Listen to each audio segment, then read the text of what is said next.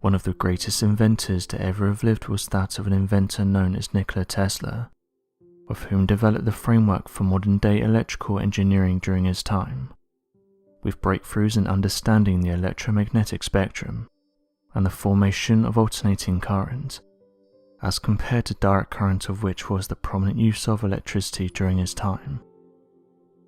Oddly enough, looking back at over his 300 patents, old interviews and comments, strange discoveries are being made. Back in the 1950s, a switchboard operator discovered a strange message, which led some to suggest that it could have been something in space that was trying to make contact. Nikola Tesla is said to have been the inventor of such devices. History has provided the credit of the creation of the radio to the wrong man, believing that Marconi was the first person who created the radio and tapped into radio waves. But this is hardly the case. In fact, many historians have said that Marconi stole the design and invention of the radio from Tesla himself. When Marconi journeyed to the United States as an immigrant, Nikola Tesla believed the man to be in a similar situation as he once was, and wanted to help him out by believing that Marconi would be a great friend and partner. Marconi was also a huge fan of Nikola Tesla, and was eager to work with him right away. Taking Marconi at his word and trusting the man, Nikola Tesla then provided Marconi with the key to his laboratories, and told him that he would have full access to the space, his personal notes and his current inventions, believing that by granting Marconi time to familiarize himself with his work, then they would begin to working on newer and better ideas as soon as possible. The effect of what Tesla had done did not dawn on him until he was at a lecture hall, and became aware of Marconi having fled the United States, and stealing Tesla's invention of the radio and the notes that accompanied it. Another thing the two have in common is that both men reported that they intercepted a mysterious message coming from space. In an article titled Talking with Planets back in 1901, Nikola Tesla reported that he received a message while he was conducting experiments in Colorado Springs. This happened back in 1899. He said the following about the message: "Even now at times I can vividly recall the incident, and see my apparatus as though it were actually before me. My first observations positively terrified me, as there was something mysterious, not to say supernatural, and I was alone in my laboratory at night. But at the time the idea of these disturbances being intelligently controlled signals did not yet present itself to me. It was some time afterward when the thought flashed up upon my mind that the disturbances I had observed might be due to an intelligent control. Although I could not decipher their message, it was impossible for me to think of them as having been entirely accidental. The feeling is constantly growing on me that I had been the first to hear the greeting of one planet to another." End quote. Nikola Tesla then went on to detail that the message could have come from an advanced life form, although he was careful with his wording. Interestingly, Marconi also came forward with a strange encounter, detailing that he also detected a mysterious message. He said the following: "I've encountered during my experiments with wireless telegraphy a most amazing phenomenon. Most striking of all is receipt by me personally of signals, which I believe originated in space beyond our planet. I believe it's entirely possible that these signals may have been sent by the inhabitants of other planets to the inhabitants of Earth. If there's any human beings on Mars, I would not be surprised if they should find a means of communication with this planet. Linking of the science of astronomy with that of electricity may bring about almost anything." End quote. Interestingly, these comments weren't made up by random people. Regardless of what you think of Nikola Tesla and Marconi, both of them were incredibly intelligent. Tesla's work caught the attention of officials, as they wanted to comb through what he'd been working on. One of their reasons for doing this was to ensure that any of his work didn't get into the wrong hands. For this reason, they decided it would be best if the documents remained in the property of the Office of Property Custodian.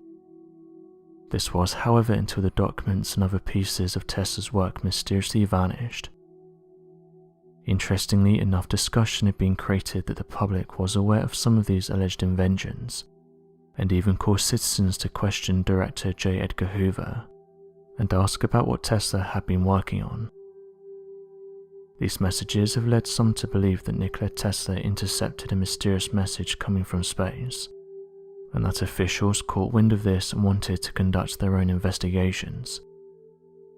Huge amounts of his work were taken shortly after his passing. One document reads as follows: Mr. A. N. Spannell, 1136 Fifth Avenue, New York City, in a telephone conversation with the writer during the late evening of January 8, 1943, stated that Nikola Tesla, who was one of the world's outstanding scientists, particularly in the electrical field, and who passed away on January 7, 1943, at the Hotel New Yorker where he maintained his residence, during his lifetime had conducted many experiments in connection with the wireless transmission of electrical power, and what is commonly called the death ray. Mr. Spannell further stated that the notes and records of Tesla's experiments and formulae, together with designs of the machinery necessary to vitalize them, are among Tesla's personal effects, and that steps have been taken to preserve them. End quote. Some have said it's interesting that one day after he passed away, officials were already looking through his workshop, taking his documents, looking through his personal belongings, and taking inventions that he'd created inside his workshop. It's for this reason that some have said that Tesla must have been working on something that was of interest, and that officials swooped in one day after he passed away. NASA Chief Bill Nelson has said that NASA continues its search for life in the universe. NASA has been at the forefront of space exploration, sending humans into space and launching probes to the edges of our solar system. Each year we learn new things about the universe that we live in, helping us to better understand what could be out there. Some have said though that perhaps this whole time intelligent life has been right under our noses. Mysterious crafts have long been a hot topic, with some believing that the crafts are genuine, while others have said that they can be easily explained as everyday things like planes and military aircrafts. Ideas for what these are range from advanced crafts sent from other worlds, advanced probes that may be looking out for other life forms, or even that these things are forms of higher intelligence, and that as of right now we can't understand their workings. With that being said, Bill Nelson, who is NASA's new administrator, has said that he wants to get to the bottom of what these things are, saying that NASA will actively look for answers to try and explain what these strange crafts are. He openly said that the reports by military officials have caught the interest of scientists worldwide, and that their goal is to find an official answer for what these things are. These comments have divided people. NASA has never been open to the idea of mysterious flying crafts, actively going out of its way to shoot down any ideas that these crafts are genuine, which has frustrated those who have looked into the phenomena. But some have said this could be a good chance for the company to be more open-minded about these things, with many saying that it's clear that something is going on, noting that military pilots have been encountering these things for years now, and that it's only been in the last few years that people are starting to open up to the idea of mysterious flying crafts.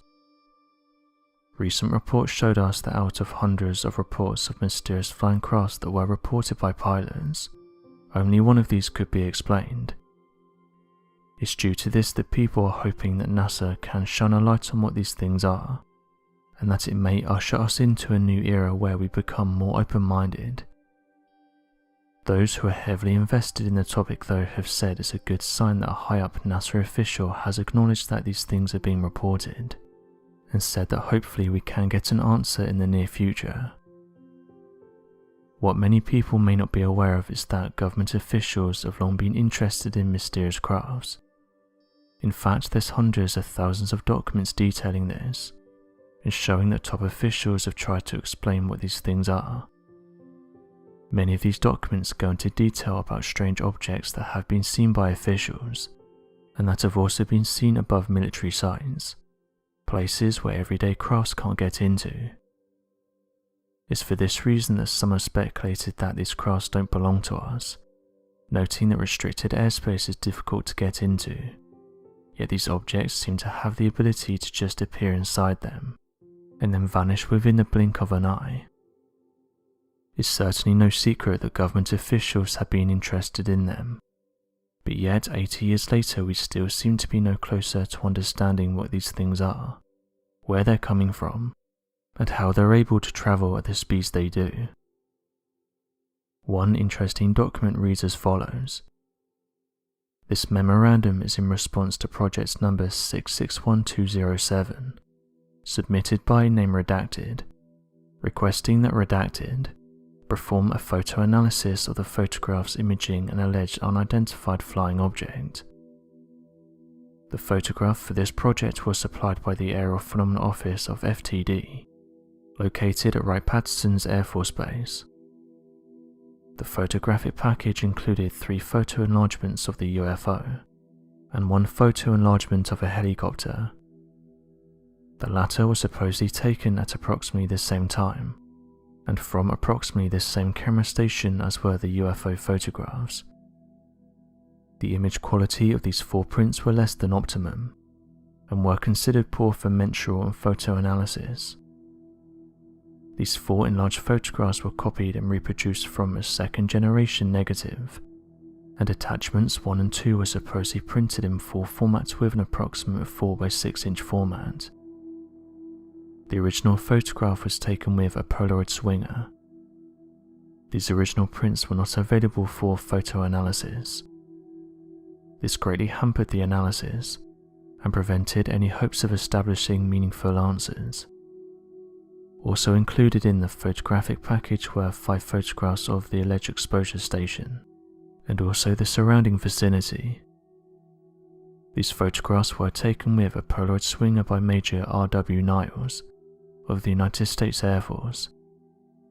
He personally investigated the UFO exposure station on the shore of Lake Claire, Michigan, and tried to duplicate as closely as possible to the exact position of the original camera exposure stations. Major Niles also provided exact measurements of the area, and also the objects that were imaged in the original photographs. The assumptions used in this photo analysis are as follows. A UFO was at a distance of 0.25 miles from the camera station when photographed. This was proved by Major Miles in his investigation report. The measurements supplied by the Major are correct as stated. The UFO photograph was circular, perpendicular to the camera axis. The distance between the camera station and the object was large enough, so that adjustments to the camera focal length need not to be considered. To this day it still remains a mystery. It's hard to get information from a lot of these reports, as many of these documents look like this, meaning that vital information has been blacked out on purpose. Regardless, it just shows how much officials have investigated these mysterious objects. There's hundreds of thousands of these documents that detail these things coming into close contact with high-up military personnel, all of which never seem to be able to fully explain what it was that they encountered. So what do you make of these announcements? And do you think that NASA will be able to provide some more information on this topic? Be sure to leave your questions and answers in the comment section below, and help us to grow this community while working to solve these unexplained mysteries. Thank you for watching, and don't forget to subscribe for more videos.